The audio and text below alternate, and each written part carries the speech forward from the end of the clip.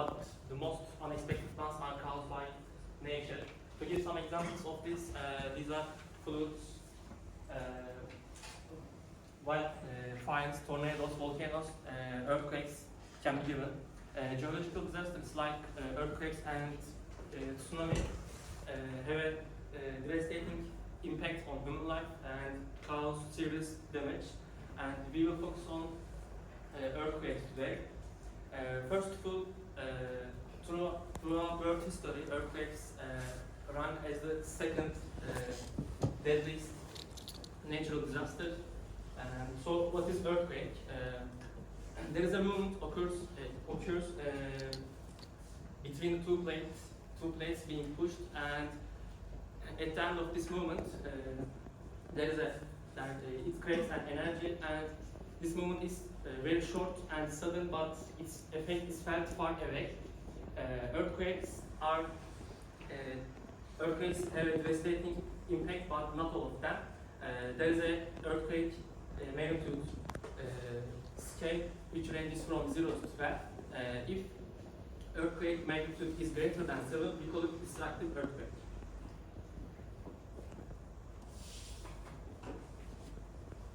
Earthquakes in Turkey. In the left side of the page, there is a graph. This graph shows that number of earthquakes happened in the last in Turkey between the years 2010 and 2020, and it's more than the total number is more than 200,000. But we at the last earthquake that happened, there are three destructive earthquakes, and if you look at the right side of the page, there is a map between the years 19,000 and 2023. We cannot see clearly, but this is a red line, and it shows fault lines, and the red points are destructive earthquakes. And we can say clearly in this page, this country is obviously prone to earthquakes.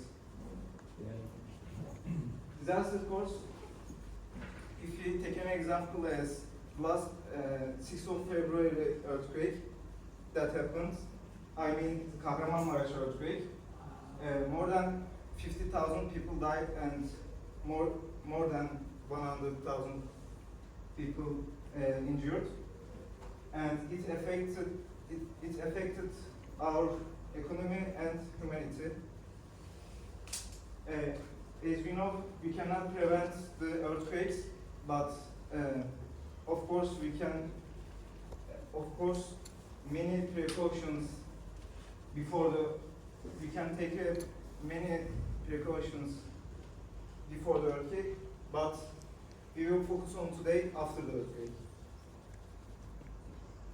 Now, given all the circumstances and the problems and any other explanations told before throughout this slide, there is one major problem that we have and mainly focus on this project we're going to tell, and that is unorganization. Now, what is unorganization? What do I mean? Now, you must all know that in our recent unfortunate earthquake in Kahramanmaraş, you must all know that in the news and sources and vice versa, you all are pretty much sure that you see that there are a lot of organizations from the society, from our community that we joined voluntarily, and from the AFA, which is our local rescue team in earthquakes. There were a lot of problems, and like, for instance, Hatay. You must have heard it, that there weren't people to save. There were problems. So which is why, hereby, we're introducing our new project that will come into our new life when something like this disaster happens. I am very sorry to interrupt, but I need to make a remark here. You know, you sound like you are not speaking to an audience. You sound like you are thinking out loud. You know, Really? you're loudly thinking. Yes. Like, that's okay. if I'm not mistaken, you're trying to say in this recent earthquake, we realized that organizing the efforts of volunteer people in vast numbers is very difficult, and there were organizational mistakes, isn't it? That's what you're trying to say. Yes. But you're talking for a minute now, like for saying that. So this is opposite of concise. Like you're not expressing, you're not conveying information from the shortest path. Like you're rather, like if you realize that there were organizational problems considering this large effort of volunteers and governmental offices, so now we suggest a system which organizes them, like, isn't it? Sure. Like saying so much of a thing without conveying much of information is a problem. Okay? Sure. Like just picking out words, but it's not conveying any information. All right. That's terrible. Like, but I like your confidence in things. That's another story. But today we are learning from each other's mistakes, so I need to please go on. Apologies. Now, this is a new project and drone-based collapsed building damage detection of the collapsed buildings. Now, our project mainly focuses on the buildings that are collapsed and on the people, like the survival rate on those collapsed buildings.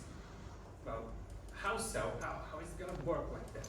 Now, we have some brilliant people who created a data for LiDAR sensors, which is called AIG data, detects and gives information for the LiDAR sensors to that how a building is collapsed and based on that how a survival rate could be implemented to drones and to the people who watch, like who use the drone. And who can use that? Everyone in the field. I mean, not just the rescue team, but all the people who wants to join voluntarily and provide information. Now, how is it going to work? Like, Dear sir, what it has to do with the slide that you are showing, which is already worthy? Slide is worthy, also you are worthy. Like it's not, you know, I'm expecting what is next, like what information is going to be coming next, either to persuade me or either to inform me. Nothing I was else. actually trying to explain the purpose of this project. I understand, like let's do it in a chit chat session, but here, like you must be precise, you must be concise, you must be to the point. Like, okay, like if there is an organizational problem, why it happens, how are you gonna solve it? If it's this, why is this? What's we're gonna solve it. Okay, we are like it's 8 minutes right now. Yes, okay? I'll try to be short then. Please, like I hope. Now, by the way, like slide number 7, there is an animated image. I don't see any references. oh yeah, Plagiarism. I was gonna explain it. Like, how is it gonna find that it's gonna detect? Please explain less things, not much things. Not more, please less. Short. You know, less is more. It's that philosophy, right? Now, with this drone, we could actually show an image throughout a bird view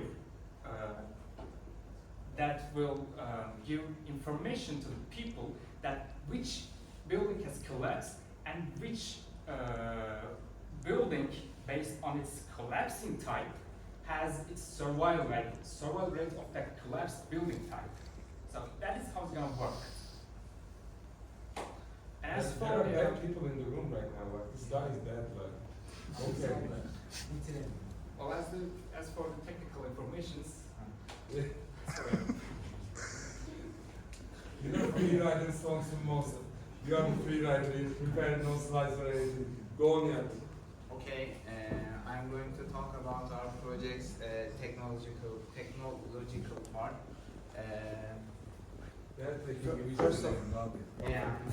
First of all, I would like to explain our project, and I would like to say it's mostly about a computer vision project. In a long story short, first of all, you can guess our project.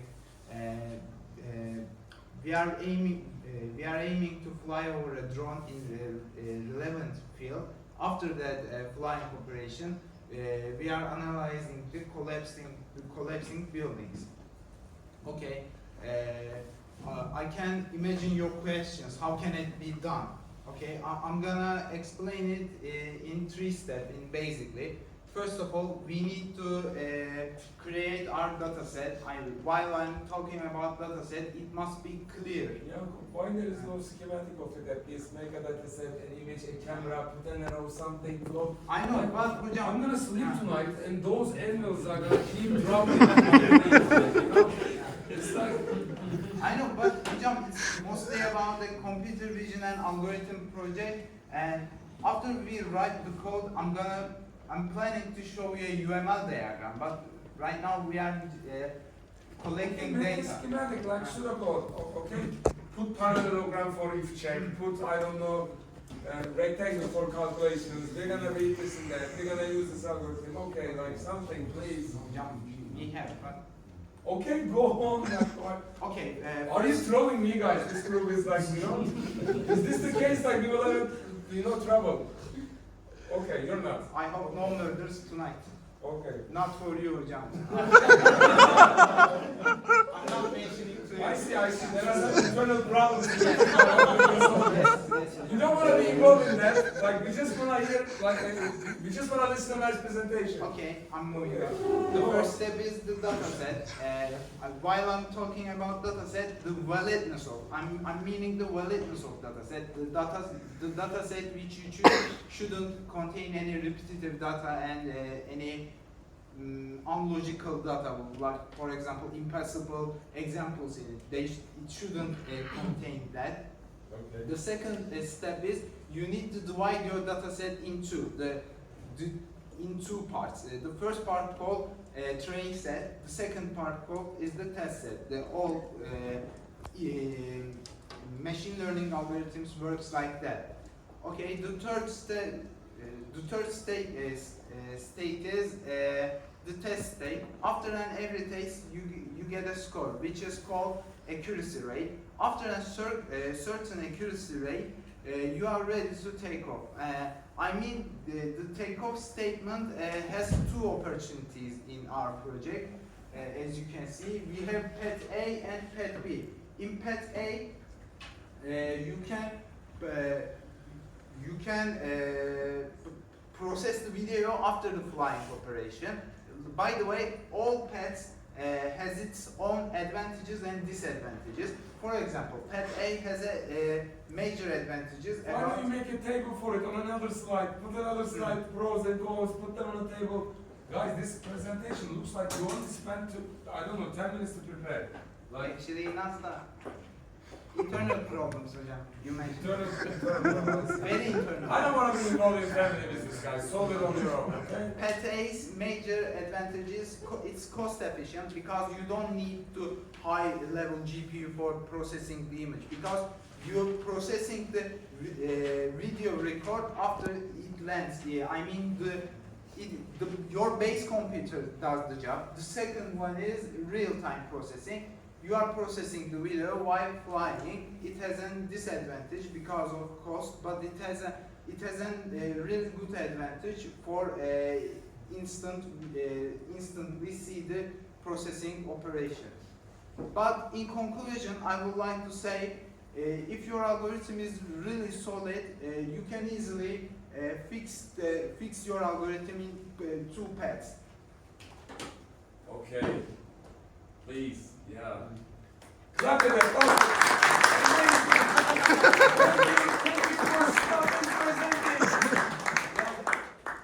Okay, guys. Next week you're presenting again. Ah, Yeah. thank you. Okay, your group.